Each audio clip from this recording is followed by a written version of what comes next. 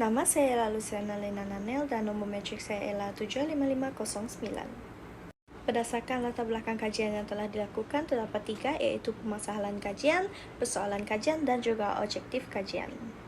Di sini kita dapat lihat iaitu terdapat 2 masalah kajian iaitu pemimpin seringkali lalai dan sering berlakunya permasalahan dalam sebuah organisasi kerana berlakunya pemimpin yang tidak bertanggungjawab. Manakala yang kedua ialah sesebuah organisasi seringkali mengalami masalah dan sukar mencapai matlamat. Manakala pada persoalan kajian terdapat 7 soalan yang diajukan untuk para responden menjawab, iaitu yang pertama ialah adakah pemimpin yang berkemampuan mempengaruhi sebuah kelompok layak menjadi pemimpin yang efektif? Yang kedua ialah menurut anda, manakah sikap yang harus ada pada diri seorang pemimpin? Yang ketiga pula, adakah pengundi pemimpin wajib dan perlu dinilai sebelum dilantik? Yang keempat pula, adakah kemampuan mengarah serta mengutamakan kerjasama berkumpulan menunjukkan sifat yang sangat baik untuk menjadi pemimpin yang bertanggungjawab? Yang kelima pula, adakah langkah yang sewajarnya diambil oleh pemimpin jika antara ahli kumpulan bawahannya mempunyai konflik yang berlarutan? Yang keenam pula, jika seorang pemimpin gagal mendidik orang bawahannya serta gagal memberi kearahan, apakah yang perlu dibaiki dalam diri seorang pemimpin tersebut? Dan yang terakhir ialah jika berlakunya situasi di mana seorang pekerja bawahan berasa tidak bersemangat untuk bekerja malah sering kali melakukan kesalahan, apakah tindakan yang wajar diambil oleh seorang pemimpin yang bijak?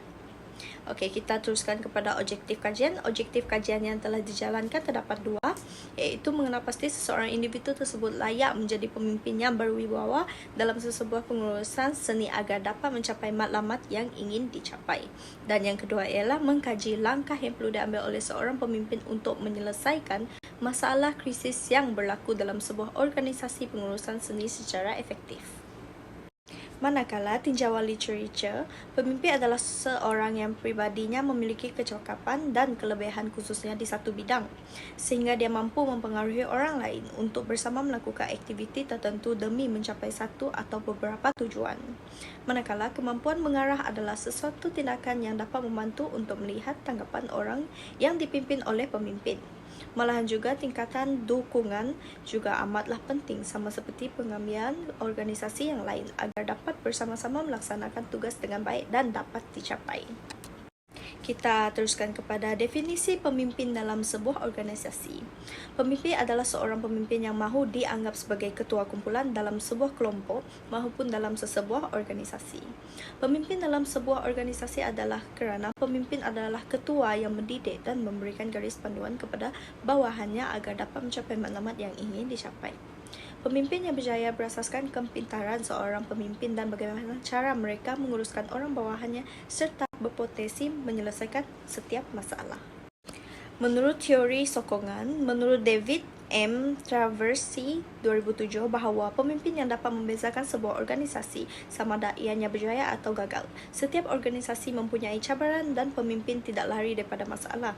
Ianya bergantung kepada pemimpin sama ada dapat menyelesaikan masalah maupun tidak dalam sebuah organisasi. Didapati bahawa kegagalan dalam seorang diri pemimpin ialah sifat kepemimpinan yang tidak ada dalam diri seorang pemimpin.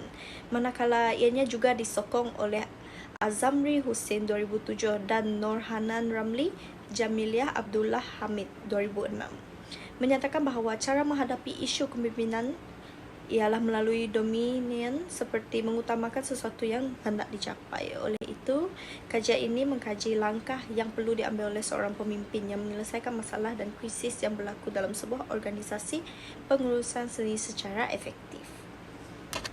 Berdasarkan jadual ini, terdapat objektif kajian ianya 2. Yang pertama ialah mengenal pasti seseorang individu tersebut layak menjadi pemimpin yang berwibawa dalam sebuah pengurusan seni agar dapat mencapai matlamat yang ingin dicapai.